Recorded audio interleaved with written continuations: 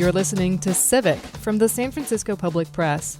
Elected officials promised they'd take action to fix conditions at a San Francisco school that recently had a gas leak and where students have been injured. Students, you deserve an apology, and I want you to hear from a government official that we have not protected you like we should, and that is wrong.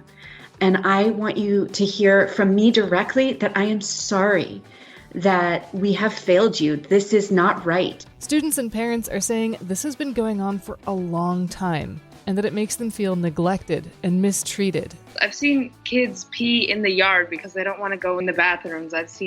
I'm sure many students can relate to having classes interrupted by rodents running across the room. But spending the money to make repairs is not so simple.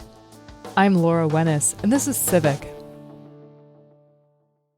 Item number 1 is a hearing on the status of Buena Vista Horace Mann K-8 community schools. Today I want to distill down two very, very long meetings of two local elected bodies into a very important story about what students and teachers at one of our local schools have to experience day to day. Doing this is always kind of frustrating because so much context and background and honestly a lot of emotion and sometimes humor gets lost in reporting on these meetings. But it's also such a critical task to just report what happened. Other journalists have been on top of these meetings for a while, so credit where credit is due. Hats off to Annika Holm at Mission Local, Ida Mojadad at the San Francisco Examiner, and Jill Tucker at the Chronicle. But I have the privilege of actually playing you the tape of some of the most important and most intense moments. So that's what I'm going to do. And heads up, this show is emotional. So here we go. Last Friday, an entire fourth grade classroom showed up virtually to this meeting of a subcommittee of the Board of Supervisors. They were there to talk about the conditions that they're expected to learn in at Buena Vista Horace Mann, a K-8 school in the Mission. In August, the school was evacuated for a gas leak, but more mundane problems have persisted for a while. Pieces of the ceiling keep crumbling off. There's classrooms that are too hot or too cold. There's rat poop all over the place. Hear for yourself. Hi, I'm Natalie. I'm an 8th grader, and I've known for years that we've been having these problems at our school, like deteriorating buildings, rodent problems, and many things are not up to safety standards. And I know that, for the pests and stuff, I know that it's been years since I've been in 3rd grade, and keep in mind I'm an 8th grader now, so that's over 5 years of this problem. So I think that's why we really need this renovation. So the next group of kids that enter the school can have a good and up to standard school. Hi, I'm Inez. I'm an 8th grade student at the school. I've been going to school at BBHM since I was 5. Over the years, I faced a lot of these problems. I've seen kids pee in the yard because they don't want to go in the bathrooms. I'm sure many students can relate to having classes interrupted by rodents running across the room. We've had all kinds of problems, and I think it's just unacceptable, and that this definitely needs to change. I would like to say that this school means everything to everyone because we all like to play with our friends and everything, but all the things that has been happening lately is not okay because it's like we are risking our lives for a war that we can't win. So we wanted funds because part of our school is falling apart, and now it just feels like they don't care about us anymore, and that the school that we have here just doesn't feel safe anymore. It just feels like we're not going to be able to be here anymore, and we're going to have to move to another school or something like that. But I feel sad that all this stuff is happening in the future while all this bad stuff is happening, like COVID. And it's always really cold in my classroom.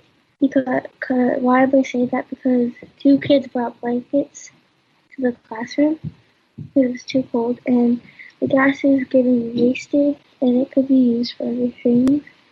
And you should totally help my school because so me and my friends can learn and be successful in life. So you heard about the gas leak, you heard about the rodent problem, and a lot of kindergartners could have lost their lives in that time period. I feel like it's not okay that the staff keeps on letting us down like that. So I feel like we should try to get what we need. It's not right that they should be neglecting us because a lot of people could have lost their lives. A lot of people are getting hurt. Fourth grade teacher Allison Matamoros told the supervisors a little bit about what it's been like to teach in this school. She had a slideshow prepared with photos. Everything from mold to cracked pavement to ants to a copy machine in the bathroom. Last month, we had a 6th grade student fall on this crack over here during PE. They had to be rushed to the emergency room and get 12 stitches. Next slide. And I want to go back to the point that this school is not made for the 500 K-8 students that we have. We're crammed in our school. And because of that, we've had to repurpose rooms. For example, this picture on the left, you can see that it's a printer room, copy room, and a bathroom combined. This is where we print out the things for our kids, our curriculum, from this copying machine, which is the same place where staff urinate and defecate, and it's not sanitary. If someone's using the toilet, then we cannot access our printouts from this copier. And sometimes we got to use both at once. When our school merged, our facilities made some changes, like lowering the bathroom stalls so that kindergartners could use the middle school boys' bathroom. But these bathrooms are in disrepair. Like, I took this picture on Wednesday, and you could see that the toilet seat's broken. This is what kindergartners use. We've had to fight so hard to get basic things. And really, the main times we've seen facilities come and fix our building is when we've gone to Mission Local or we've complained at school board meetings. And we've been dealing with students getting electroshocked, going to the emergency room to get stitches, evacuated for a gas leak. And this has caused children to miss out on their learning. This is what our Black and brown students have to deal with. And it's not just. We were literally gaslit by the school district when we reported the smell, and they dismissed us. The gas leak went on for another week and a half. It wasn't until PG&E got there that we identified the problem and we were evacuated. One of the things she emphasized, this isn't new. In spring of 2019, Allison Matamoros said families at the school were already filing complaints about vermin, faulty heating, broken windows, and other problems. At the time, parents said they were sending kids to school with rolls of toilet paper because there wasn't any in the bathrooms. She said in June of 2019, Mission Local ran a story detailing the complaints and the conditions at the school, and the very next day, the district made some improvements. Then, last year, she said the fire department came to do inspections and issued notices of code violation, all of which were abated by March of this year. I love BVHM. It's my second home. And I was part of the fight in 2016 to help get the bond passed so that we could get our students the resources that they needed. But it's a slap in the face that we're still dealing with these conditions in 2021. And I think the city used the mission's union strength to campaign to get the bond passed, only for us to be left in the cold. Because you can see here on the map which schools were left unfunded. And you could see that they're clustered right in the mission. Next slide. Even though it's been a struggle, I'm hopeful that the commissioners will listen to our needs. And what are we asking for? 1, a complete renovation of BVHM. 2, an inspection by a third party and immediate repairs.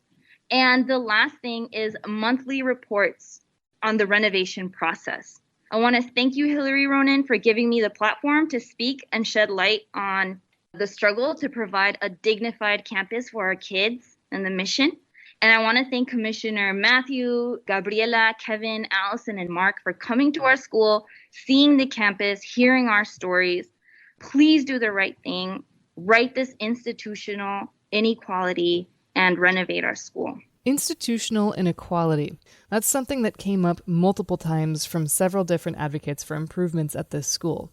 Because Buena Vista Horace Mann serves a lot of low-income families of color, and most students are from immigrant families. Advocates see this as a sign of not just neglect, but racist neglect. And parents have had it. My name is Lourdes Alarcon. I'm a parent at Buena Vista Horace Mann, and I'm indignated, I'm mad.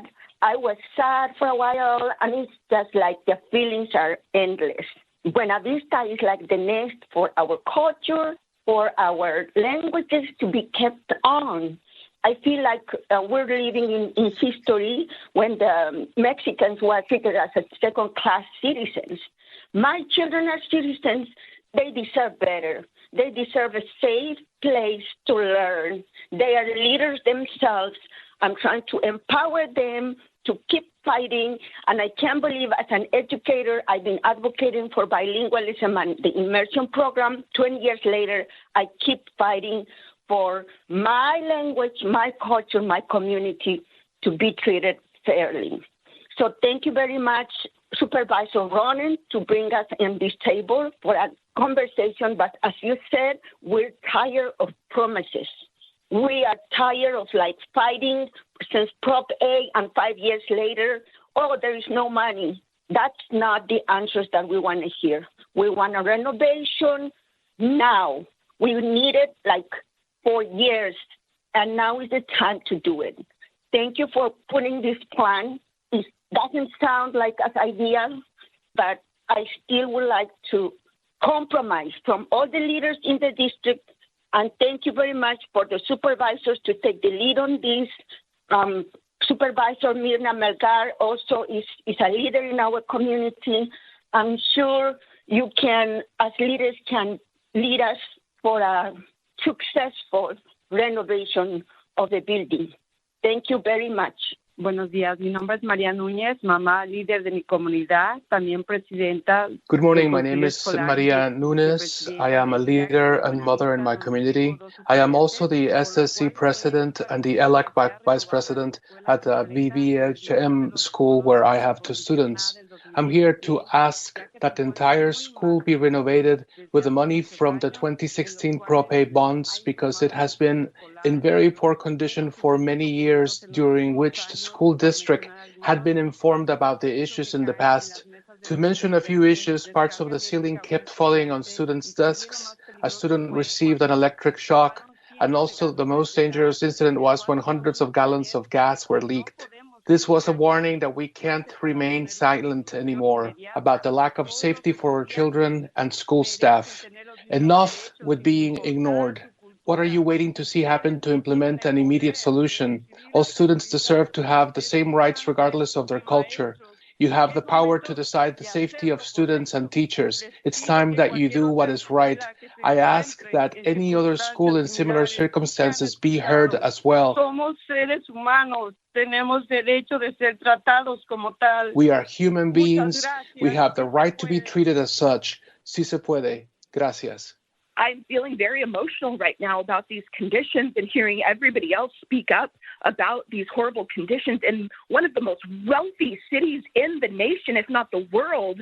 Our working class poor children and families such as myself and my child are having to live under these conditions where we see luxury buses drive by and very wealthy people blocking our way to pick up our children in these deplorable conditions when we can be doing better and we must be doing better. Supervisor Hillary Ronan was visibly appalled at some of these complaints. She spoke directly to the students. If you can all listen to me, students, you deserve an apology. And I want you to hear from a government official that we have not protected you like we should, and that is wrong. And I want you to hear from me directly that I am sorry that we have failed you. This is not right, and you don't deserve this treatment. You deserve better. And I just want to thank you so much for organizing, for using your voice and your power by getting together with your teachers and your parents and your community, and for fighting back. And we are listening, we are hearing you, and we are going to act. I asked the school district for a comment on this situation and the issues raised at the hearing. Here's what Laura Dudnick, one of the district's spokespeople, wrote to me in an email. Quote, "The safety and well-being of students and staff is our highest priority, and any identified safety issues at BVHM have been addressed to meet requirements.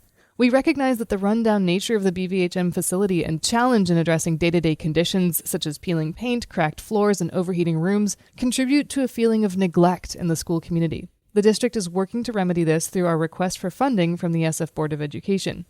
In the immediate future, BVHM will go through a design phase for its modernization project, and SFUSD will continue to make any urgent improvements that arise while the design for the full modernization is underway. SFUSD has some of the oldest school buildings west of the Mississippi, and over the years the district has been steadily renovating and modernizing every one of our schools through a number of bond programs. SFUSD is responsible for maintaining the facilities of over 130 schools."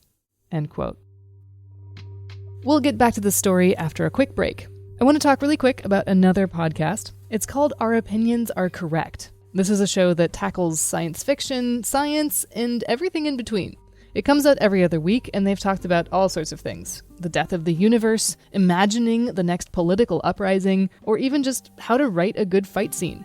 And that's because it's hosted by two writers. Charlie Jane Anders, the award-winning author of several science fiction novels, including the recently released Victories Greater Than Death, and Annalee Newitz, an award-winning science journalist who writes for the New York Times and The Atlantic. You can find Our Opinions Are Correct wherever you listen to podcasts, and join the two of them as they expand minds and befriend cosmic monsters. All right, now back to our story. The question of safety came up at the hearing, too. Viva Mogi, Director of Policy and Planning for the district, said the school is safe. And the district is also planning to allocate money to repair it. I just want to make sure that I respond. While what we see in the photos are extremely painful to see, the school should not shut down. It is safe. And so I just want you to know that, I'm in touch with my colleagues and that we just want the public to know that it is a safe school that they can still attend. And we deeply understand there are immediate needs that need to be addressed, but it is not at a point where we have to shut down the school. The testimonies were very courageous, and I really do feel and hear exactly what the students have been saying. And we've wanted to just emphasize that, we've had also similar community meetings at the school site where Chief Facilities Officer Don Kalmanathan was able to attend and have attended and visited the school a number of times. And we understand the conditions of the school and have made a commitment a couple board meetings ago that we would be reallocating some of our 2016 bond funds towards modernization. That plan and approval will be coming forward on the Tuesday board meeting. That Tuesday board meeting she's referring to there was this past Tuesday, and it was the Board of Education that was going to make a decision about just how much money should be allocated from bond revenue to repair BVHM. Here's the quick backstory on that bond money. In 2016, voters approved a bond to pay for various school district projects. Community organizers and advocates were under the impression that Buena Vista was going to get a full modernization from that revenue. But that didn't happen. Even after the hearing, we don't really know why, because apparently the people who made that call aren't around anymore. I talked about this with Michelle Jacques Menegas. She's the coordinator for the Parent Advisory Council, the PAC for short, which is a group formed to bring parent concerns to the school board. She works for a third-party nonprofit, so she has some autonomy from the district, the board, and the parents in her role. Lots of other old buildings have been rebuilt. A lot of what I heard was, these questions and concerns about just how the decisions were made. And I know that many of the staff who were involved in those decisions, district staff, no longer work with the district, so we may never really get a clear answer on that. But where did that decision happen that, a school that is in this kind of need, that was on a long list of potential projects for bond money, where was that line drawn, and why was BVHM on the other side of that line? And you don't know? No. And we may not know. That's one of those things I think going forward, this is a lot of thing I hear a lot from parents and from community advocates is transparency, right? So we understand that decisions have to be made, right? If there's not enough money in the bond to do everything, you do have to make those choices. But what we want to know is, how are those choices being made, right? Is there a rubric? What are the qualifications? Where's the cutoff, right? So that we can show that there's no influence and there's no preference and there's no bias in how those decisions are made. Can we talk for a second about the budget situation at SFUSD? Because I think that there is a budget concern overall. In fact, the state is now coming in and trying to help the district with its budget situation. But the money that is being considered for reallocation to repairs at Buena Vista is from a bond. Can you, kind of disambiguate those two things if they're separate, or talk about how one thing relates to the other? I can try. Thanks. Yeah, so I'm just still figuring this stuff out myself, to be honest. So bond money, right? We pass these bonds. Voters say, yes, we'll agree to pay into these funds so that these things can happen, right, for infrastructure. And we have to do that because we don't get enough money for infrastructure because of our current taxes, like property tax system, right? So that money is what we would term restricted funding, because it comes in and it's for a specific dedicated thing, right? It's for renovating school facilities, for example. Our budget overall as a district, the situation we're in is that for many years, our expenses have outpaced our revenues. Mm-hmm. And again, the biggest underlying piece of that is that our federal and state governments don't prioritize education spending to the extent that is actually needed. Correct me if I'm misunderstanding this, but I'm going to try and kind of repeat the situation back to you. The bond money that may be reallocated is separate from SFUSD's general budget. And part of the reason why we have bond money is because schools are chronically underfunded by the state and federal governments. And so the city kind of perpetually goes to the voters and asks, hey, what do you think about a bond for this? What do you think about a parcel tax for that? Exactly. I asked her about the district assuring people that BVHM is safe. If it were my kiddo, I probably wouldn't feel that way.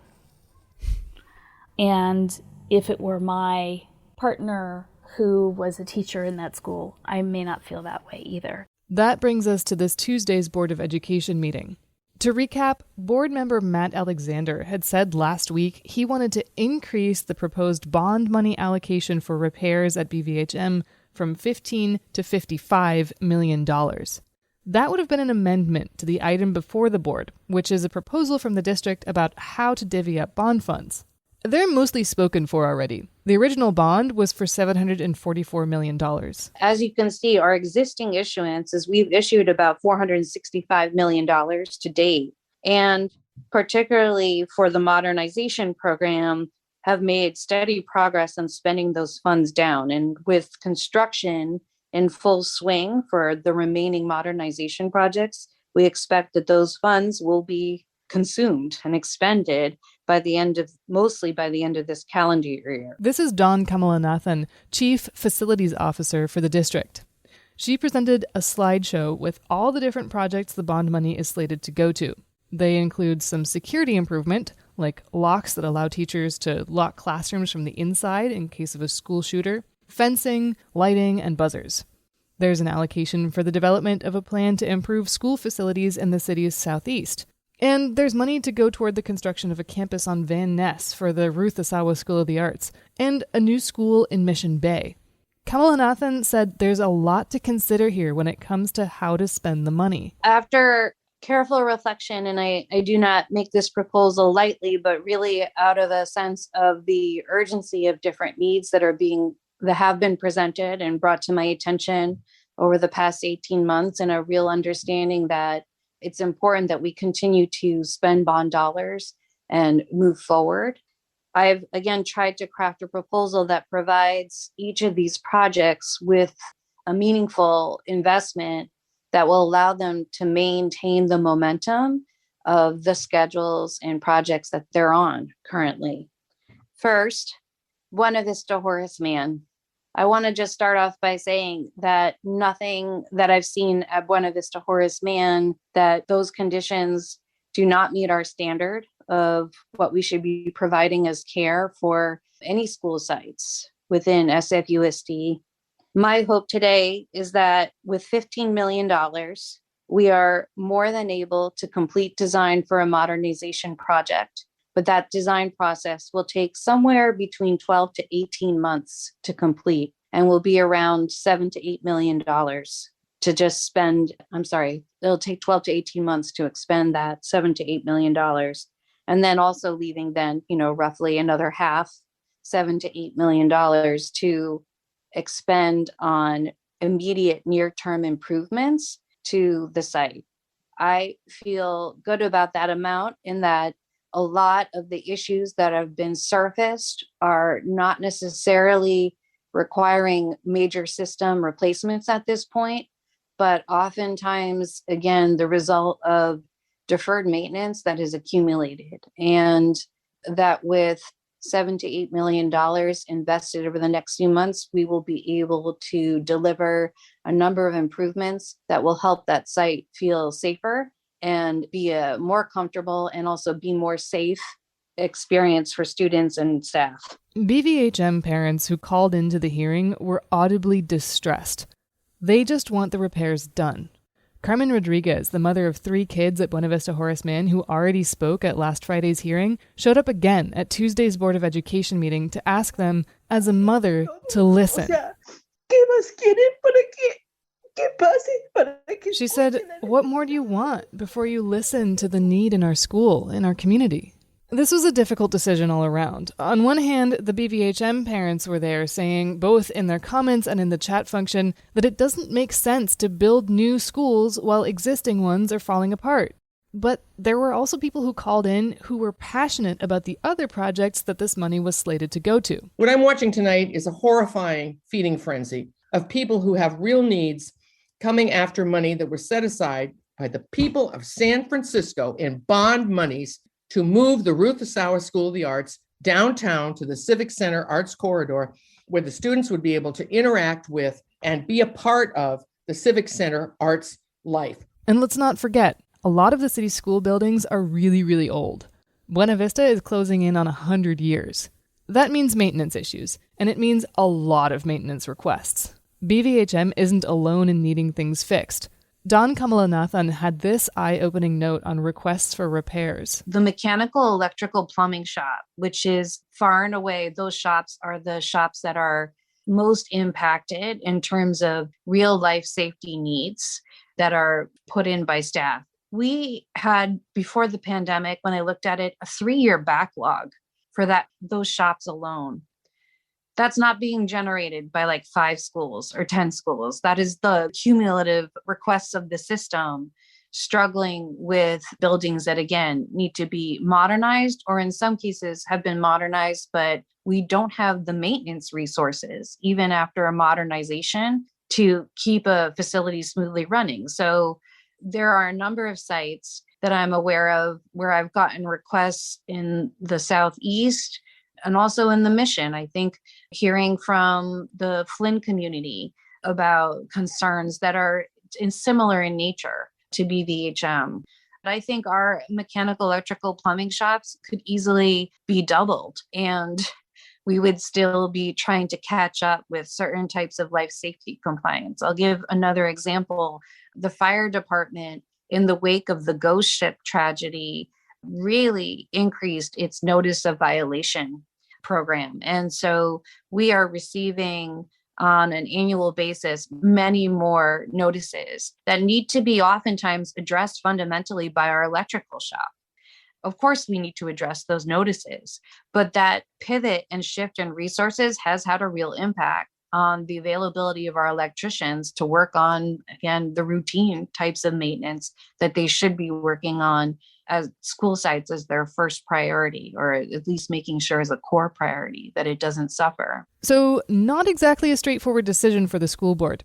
In fact, there was a little bit of discussion just trying to understand the language of the reallocation proposal, figuring out where money would come out of and which projects would stay funded at the originally proposed amount. I hated math problems when I was like the word problems. You have to read the stuff. And so like for me, I'm like having PTSD right now, trying to figure out these numbers. After several hours of public comment, discussion, and deliberation, the school board members started talking about reducing the amount of money they wanted to reallocate from $55 million to $40 million, because the facilities chief had estimated that a full school modernization usually costs between $20 and $40 million. And then another issue. They weren't sure that the amendment they'd be weighing was phrased exactly right.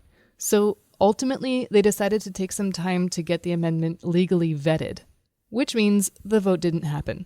So 4.5 hours into Tuesday's board meeting. Okay, we will be bringing it back on October 26th. The next chapter in this story is that the Board of Supervisors will consider legislation that asks and pays for the Department of Public Works to do an inspection of the Buena Vista Horace Mann School. And, of course, in 2 weeks for the Board of Education to make a decision on how to reallocate that bond money. So in the future, when all's said and done and the money is reallocated, I asked Michelle Jacques-Menegas, the Parent Advisory Council coordinator, whose door she'd be knocking on to get a status update on the repairs. Chief of Facilities Dawn Kamalanathan is amazing. Everybody at the district has worked hard during this pandemic, and Dawn is no exception. And ultimately, right, the buck stops with her, so to speak, because she's the chief of the division. And she's a great communicator and a great partner. Well, I think one of the recommendations was for an agenda item to be added, maybe to board meetings once a month. It's just like a quick update, not just on this project for Buena Vista Horace Mann, but on any of the facilities projects, to just say, okay, here's where we are, and here's what's happening, and maybe here's what's, we thought we could do this by then, but it's going to take another couple weeks because of X, Y, or Z. So I think that's an important thing to remember. And one of the things that I've really sort of heard or has come up over and over again in the last 2.5 years that I've been in this position, which is, people just want to know, right? And the district, I've kind of got a foot in both worlds, right? So I have an inside view. I can see the staff working really hard. I know a lot of the stuff they're doing, but if that's not communicated to the public and to families, they think it's not happening, right? Yep. And we as human beings tend to do this thing where if we don't know something, sometimes we make up a story to fill in the space. And sometimes that story isn't accurate. And so just that communication piece, I think, is important, not just with this project, but just pretty much everything we can talk about. I'm Laura Wennis, and you've been listening to Civic. Civic comes to you from KSFP LP at 102.5 FM in San Francisco. Our theme music is by John Dillon. Our team includes producer and contributor Mel Baker and assistant producer Liana Wilcox. KSFP is a project of the San Francisco Public Press, a nonprofit investigative newsroom. Find our reporting at sfpublicpress.org. Civic airs Tuesdays and Thursdays at 8 a.m. and 6 p.m. on KSFP. New episodes every Thursday. Thanks for listening.